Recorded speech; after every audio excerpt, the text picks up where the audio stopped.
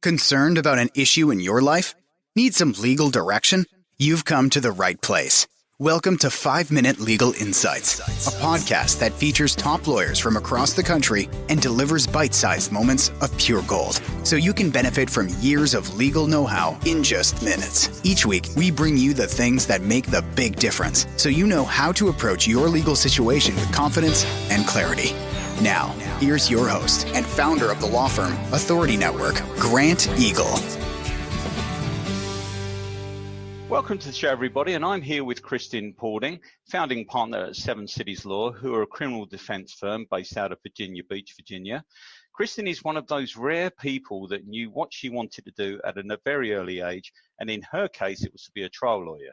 Even in her teens, she was competing in national trial competitions, and those skills led her to the Virginia Beach Commonwealth Attorney's Office, where as a prosecutor, she tried hundreds of criminal cases, including high-profile murder and drug cases and DUIs. She now works for the other side and uses her prosecution experience to help her clients get the best defense money can buy. So it's going to be fun talking with her today. Welcome to the show, Kristin. Hi, Grant. Thanks so much for having me. It's a pleasure. Great to have you on. Now, we were talking off the show about the benefits, if you like, of being a former prosecutor. And I think it would be great just to share some of those insights today with our listeners. So let's just kick off with, you were talking to me about understanding the local ropes, if you like. So do you just want to expand on that? Sure. As both a former prosecutor and now a defense attorney, it's really important to know kind of the city that you're working in. So here in Hampton Roads, there are 7 different jurisdictions that I practice in. So every time I go to court, I'm going to be dealing with a different set of prosecutors and a different set of judges. And that makes a difference when you're negotiating. You know, what kind of policies and procedures does that court have? And what kind of rules does that prosecutor's office have? And that's going to help you determine what kind of deals can you get for your client? And is it going to be easy to go to trial? Is this a tough jurisdiction? So it's really good to know the jurisdiction that you're in and the prosecutors that you're working with. So do you want to give me, have you got any examples that you could share with us to sort of overlay that? Sure. So I practice in the city of Virginia Beach primarily. This is where I was a prosecutor. So I know a lot of the prosecutors who still work in the office, and negotiating with them, talking to the police officers, many of whom I know, is very easy in Virginia Beach. Sometimes when I go out to some of the smaller jurisdictions like Northampton County or Accomack County, which are on our eastern shore, they're much smaller. They have 1 judge as opposed to 8 or 9, a much smaller prosecutor's office. And it's a little bit different. I don't know them as well. I'm not as familiar with their policies and practices. So I've got to talk to them and spend a little bit more time discussing the cases with the prosecutors to become familiar with them. Sure. Okay. And you also mentioned to me that in Virginia particularly, there's the discovery laws are pretty tough. Do you just want to explain why that's important and how you deal with that in your cases?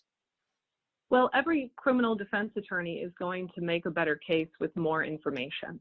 And unfortunately, the discovery rules in Virginia are very limited right now. So a defense lawyer can go into court for their first hearing, a preliminary hearing, and know very little about the facts and circumstances of the case. So we have been working at the Virginia Association of Criminal Defense Lawyers and with our state legislators to expand those discovery rules. And I'm really proud to say that this summer, those rules are going to be expanded. So now across the state, defense lawyers are going to be able to get witness statements and police reports. And I think that's going to create a more even playing field. Yeah. And you also mentioned that the style of defense that you adopt depends on the case. So, for example, if you were dealing with a drug case compared to a DUI, things would be different? Yes and no. I mean, victim crimes are very different than non-victim crimes. So say, for example, you were found with some drugs in your pocket. It's not really a victim crime. You know, you've broken a law, you had cocaine, you had heroin. That's going to be different than if you were drinking and driving and you hit a family of 4 and that family sustained injuries, because those are each an individual victim of that DUI. So you're going to handle the case based upon really the impact that it's had on your client, but also the impact that it's had on society and the community, because that's who the prosecutors really want to protect. Sure. Okay. And when you're dealing with cases, do you have a process you adhere to or you follow that has helped you get best results? Absolutely. So the most important thing is for me to get as much information as I can in the beginning. So that's partially getting discovery, but it's also sitting down with your client, developing that trust relationship so that if you are as honest as you can be with your client about what they're going to expect, then hopefully they'll be as honest with you. The last thing you want is to start negotiating or start working on a case and then find out that there was some really crucial information that your client didn't share with you, because that could hurt your process and that could hurt the result in the end. So it's really important that everybody is transparent with one another. Okay. And from there, once you've got all the evidence together, what kind of, because obviously you're well known for being an excellent trial attorney, when you're in court, what sort of things are you doing to help your client in the best way possible? Well, I think you always want to show complete respect for the court. You know, I've tried to adopt a style that whenever I'm cross-examining a witness, I'm doing it in a kind and respectful manner, because I want the witness to not look like they're being attacked. Juries and judges, they tend not to like it if you go in on a witness and it looks like you're beating that witness up. So I think it's important to be really firm. You want to attack the inconsistencies, but be polite and do it in a respectful manner. And I find that the courts will appreciate that, the jury would appreciate that, and then they don't look at your client like they're a bad person. They look at your client as someone who has hired a lawyer who's doing their very best to diligently represent them. So I think respect and kindness for witnesses and all parties in the courtroom is crucial. Yeah, that's amazing. And just to sort of try and wrap it up, is there anything that you'd like to say to people that are facing a severe legal criminal issue right now in terms of what they really should be thinking about? Well, I think it's important that whenever you are charged with a crime, whether it's something very minor, like a shoplifting, or something much more serious, like a sexual assault or a murder or a drug offense, that you understand every part of the process.